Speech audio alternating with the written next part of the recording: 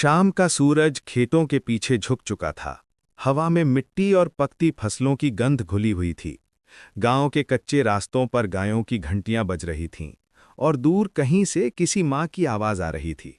अरे मोहन, अंधेरा हो रहा है बेटा, घर आजा। गांव के किनारे एक पुराना छोटा सा मिट्टी का घर था। दीवारों में दरारें थीं, छप्पर के ऊपर सूखी घास का जाल और आंगन में एक पुराना पीपल का पेड़। उसी घर में रहती थी गंगोबाई, गांव की एक बूढ़ी माँ और उसका जवान बेटा मोहन। गंगोबाई की आंखों में उम्र की थकान थी, पर चेहरे पर अब भी वही ममता की रौनक थी जो किसी माँ के लिए कभी खत्म नहीं होती। उनके पति सालों पहले गुजर चुके थे और अब मोहन ही उनकी दुनिया था, वही उम्मीद, वही सहारा। मोहन दिन भर खेतों में मजदूरी करता, दूसरों के खेत जोतता, पानी देता, धूप में झुलसता, ताकि शाम को माँ के लिए कुछ अनाज लेकर आ सके। पर उस दिन जैसे किस्मत ने भी साथ छोड़ दिया था।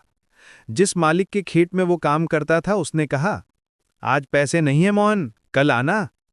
मोहन ने थके स्वर में कहा, पर मालिक, माँ भूखी है, घर में कुछ नहीं है। मालिक ने बेरुखी से कहा, मैं क्या करूं, मेहनत की मजदूरी कल ही दूंगा। मोहन ने चुपचाप सिर झुका लिया। उसके पैर कांप रहे थे, लेकिन वो खाली हाथ घर की ओर चल पड़ा।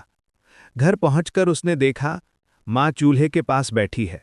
हाथ में टूटा हुआ बर्तन है जिसमें बस 2 मुट्ठी चावल बचे हैं। माँ ने मुस्कुराते हुए कहा, आ गया बेटा, चल कुछ बना देती हूं, भूखा होगा ना। मोहन ने सिर हिलाया और झूठ बोल दिया, नहीं माँ, मैंने खेत में खा लिया था। पर सच ये था कि सुबह से उसके पेट में एक दाना भी नहीं गया था। माँ ने पुराने मिट्टी के बर्तन में थोड़ा सा पानी डाला, चावल रखे और चूल्हा जलाया। आंच धीमी थी और धुएं में गंगोबाई की आंखें भर आईं। उसी धुएं के बीच उसने भगवान से मन ही मन कहा, हे प्रभु, मेरे बेटे का पेट भर देना, मैं तो आदत डाल चुकी हूं भूख की। थोड़ी देर बाद जब चावल पक गए तो बस इतनी मात्रा थी कि मुश्किल से एक आदमी का पेट भर सके। गंगोबाई ने मिट्टी की थाली में चावल रखे, ऊपर से थोड़ा सा नमक डाला और बोली, मोहन, ले बेटा, गरम गरम खा ले। मोहन ने देखा माँ खुद कुछ नहीं ले रही थी। उसने कहा, माँ तू भी खा।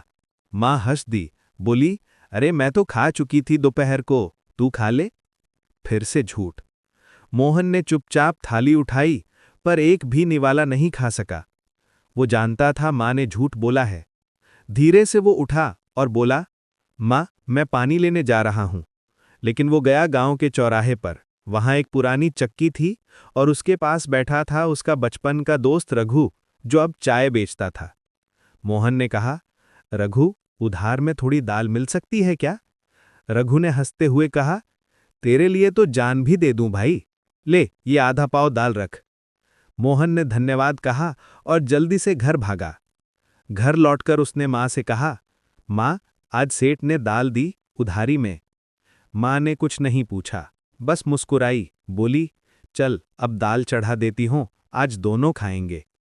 रात के सन्नाटे में जब चूल्हा फिर जला, धुएं के बीच एक अजीब सी शांति थी।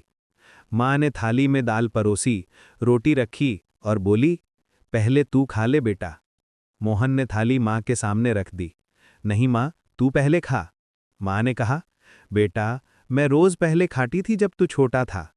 आज भी वही आदत है, पहले तेरा कौर देखना चाहती हूं। मोहन ने आंसू छिपाते हुए पहला निवाला लिया और तभी बाहर से एक धीमी आवाज आई, माई, कुछ खाने को मिलेगा क्या? गंगोबाई ने बाहर जाकर देखा, एक बुजुर्ग फकीर खड़ा था, कपड़े फटे हुए, हाथ कांप रहे थे। उसने कहा, बेटा, 2 दिन से कुछ नहीं खाया। गंगोबाई ने बिना सोचे अपनी थाली उठा ली और उस फकीर के सामने रख दी। लो बाबा, गरम है अभी। मोहन ने घबराकर कहा, माँ, तूने तो अभी खाना शुरू भी नहीं किया। माँ बोली, बेटा, जो भूखा हो उसके लिए हमारा हिस्सा सबसे पहले होता है, भगवान उसी रूप में तो आता है। फकीर ने खाया, आशीर्वाद दिया और बोला, माई, तेरे घर में कभी अन्न की कमी नहीं होगी। इतना कहकर वो अंधेरे में गुम हो गया। रात ढल गई। माँ और बेटा भूखे पेट लेट गए, पर दोनों के चेहरों पर शांति थी। सुबह जब मोहन उठा तो उसने देखा दरवाजे पर एक गठरी रखी है। खोलकर देखा, उसमें गेहूं, चावल और कुछ पैसे थे। कोई चिट्ठी भी रखी थी। जो भूखों को खिलाता है, भगवान उसी के घर भेजता है। मोहन की आंखें भर आईं। उसने माँ की ओर देखा और कहा, माँ, तेरे आखिरी कौर ने हमारे घर में हमेशा की रोशनी जला दी। माँ ने मुस्कुराई, बोली, बेटा, जो कौर हम अपने लिए छोड़कर दूसरों को देते हैं, वही असली तृप्ति देता है। पेट तो कल भी भर जाएगा, लेकिन दिल, वो बस बांटने से भरता है।